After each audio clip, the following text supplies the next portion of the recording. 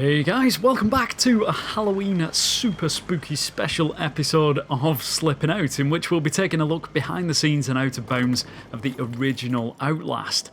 Before we get into this one, I just want to say a big thank you to YouTube membership holder Storrrm and also Discord member Ant-Man, who both put forward amazing suggestions and curiosities that they wanted to see covered in this episode. Alright, so we arrive at Mount Massive Asylum, and after checking the cameras working, we exit the car and go for a stroll up to the front gates. But whoa, check it out, we have no head.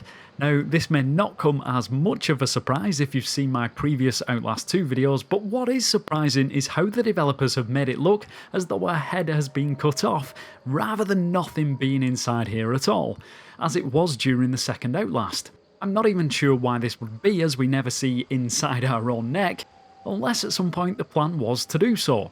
Maybe when Chris Walker pulls off our head, although that is just a theory. Whilst we're outside, we might as well take a look at the Skydome, and take a look back at the asylum too. Of course, the Skydome is flat, but I was surprised that there's not more layers stacked up in front of it. As from inside the map, it looks as though there would be more mountain textures and clouds here.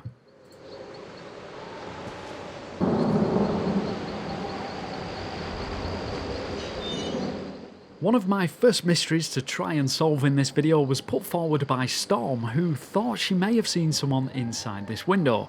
However, after leaving the camera here for a considerable amount of time, whilst I went and made a cup of coffee, on returning and checking the footage, it turns out unfortunately no one appeared. Oh, and by the way, the clocks in this game always have the hour hand frozen at 9, no matter how long you wait. Just in case you were thinking of trying that yourselves, I'll save you the bother. However, all is not lost with this mystery, as something that you may not have noticed, as it is fairly easy to miss and I only picked up on it on the second time around, could also be the mystery character Storrrm was talking about. He appears in this window just to the left of the main entrance on the first floor. But who is it? Well, you may have guessed, it is of course Father Martin.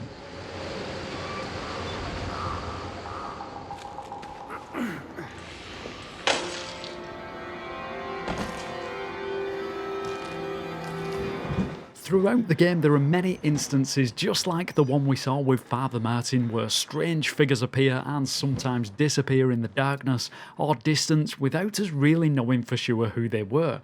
It adds great suspense to the game, as you never really know what's going to be around the corner.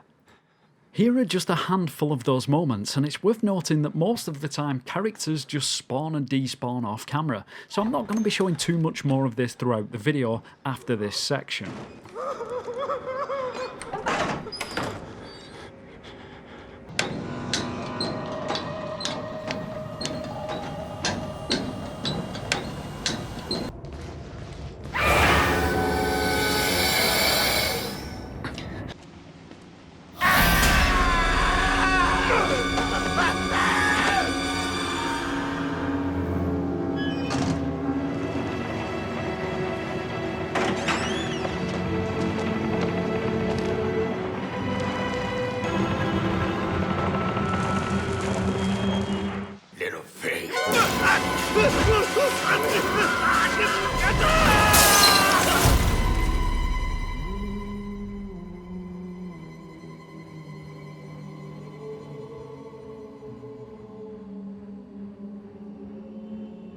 And who are you then?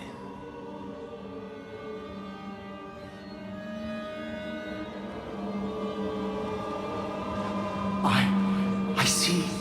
Merciful God, you have sent me an apostle. Guard your life, son. You have a calling. Alright, so one of the cutscenes that was put forward to take a closer look at was this one involving Father Martin turning the power off, and I can confirm that both this and the Wall Rider videos are pre-recorded videos we see on the monitor. It's not happening in real time in-engine footage.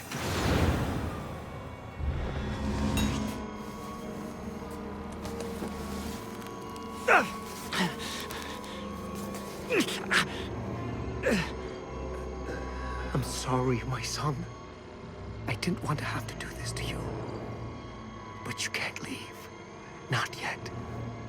There is so much yet for you to witness. Will you see it? Can you? Our Lord, the Wall Rider, tearing his truth into the unbelievers. The only way out of this place is the truth. Accept the gospel, and all doors will open before you.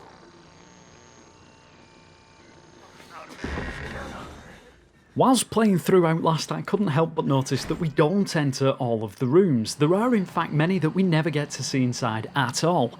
Thanks to Ant-Man for putting forward some suggestions of these unused areas. First of all is what I always assumed was the main office of the administration block, and we see Chris Walker enter here. Now if you are quick enough you can just about get a sneak peek inside this room, which is probably why there are bits of furniture in here.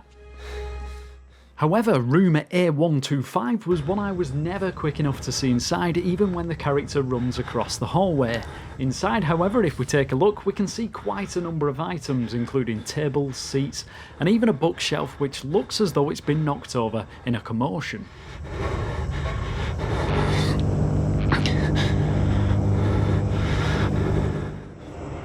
This particular security room in the prison section is one that I don't ever remember being able to enter at any point during my playthroughs, though it is fully modelled and strangely does have a collectible battery inside. Maybe I've missed something, so let me know in the comments if you've ever managed to get inside here. Talking of the prison block, there is a section of map we don't enter whilst in the courtyard, and this seems to be a replica of the section of the prison we were just inside, although what would be the corridors are blocked off by these large boards of wood. It kind of makes me wonder if at some point we would have been able to access this small section of map.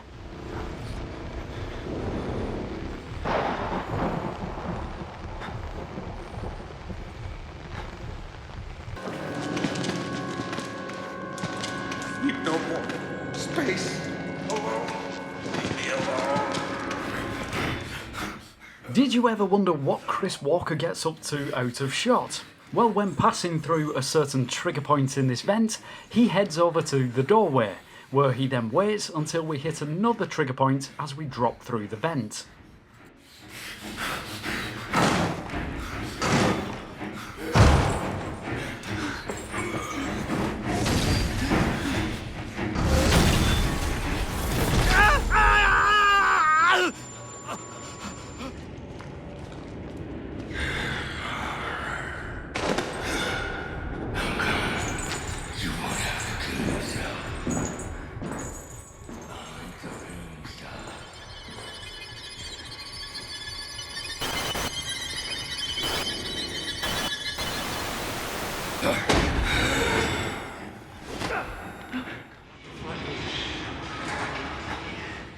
Alright, so we're now in the main block of the prison, and when we make our way up to the second floor in this end cell, we can find one of the characters stood near the toilet.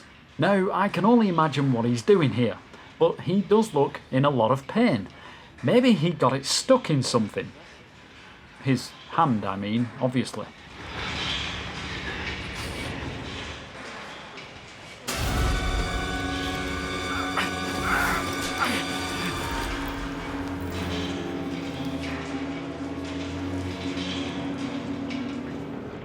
Another request was to see how Miles looks when he enters the tiny lift that Trager sends for him.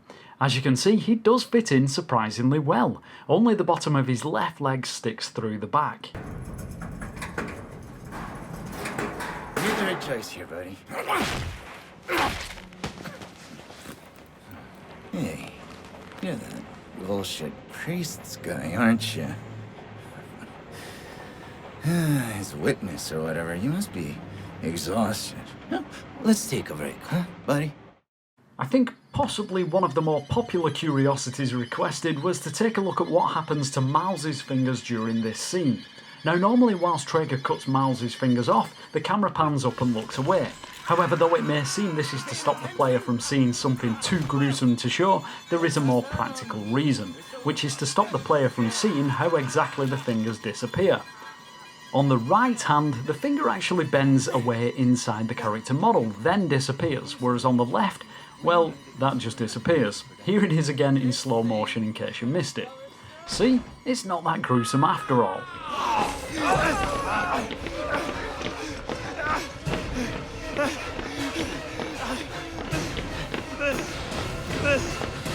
I'm a close. That's who I am. After escaping Trager for the first time, he makes his way into this small room. We can never enter this room, and to be honest, there's not that much to see in here, but the room he spawns in later has a little more to show inside. Oh.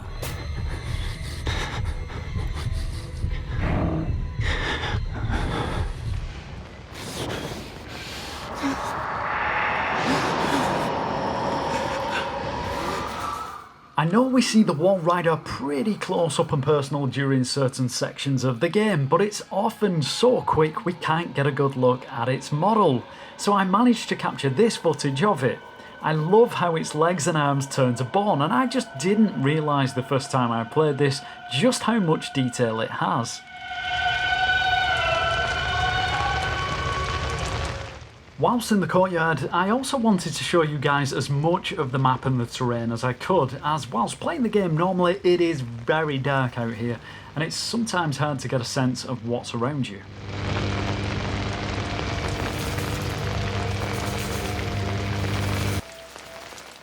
Also, just very quickly, an interesting and neat little developer trick here. The rain only surrounds Miles, not the whole map, and you can just about see it here moving backwards and forwards.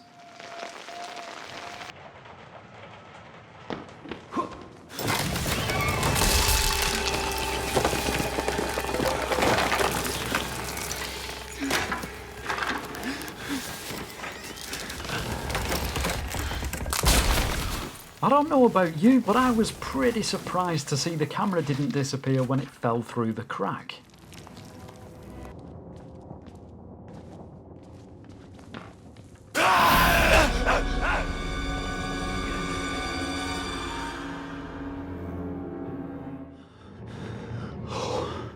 As we pick the camera back up from the kitchen counter, 3 attackers appear from the left, but when exactly do they appear? Well, basically at any point in which they're about to appear on camera, that's when they spawn, which made filming this increasingly difficult, as every time I move the camera, obviously they would be there. However, during one take, I did manage to capture this chap appearing.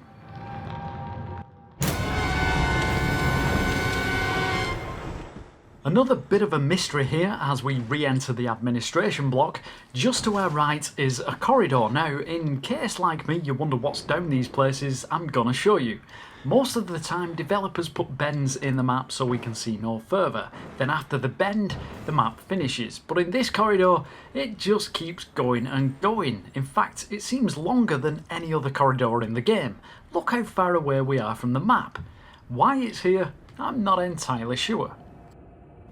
Coming towards the end, we can see daylight and we're almost free. If you haven't played Outlast yet, and you really should, it's very good.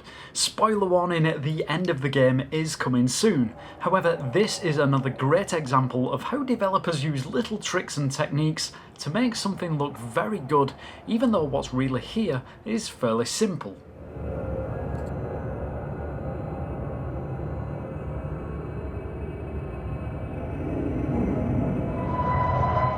One last look at another room that we never get to enter under normal circumstances, which is through this window, and I'd imagine these to be the cells that the patients are held in before going into the pods. Now, all of the cells in here are empty, except for one, which for some bizarre reason there is a character sat on a toilet who we would never normally see. So why the developers decided to place him here is a bit of a mystery, but it certainly will be interesting to find out.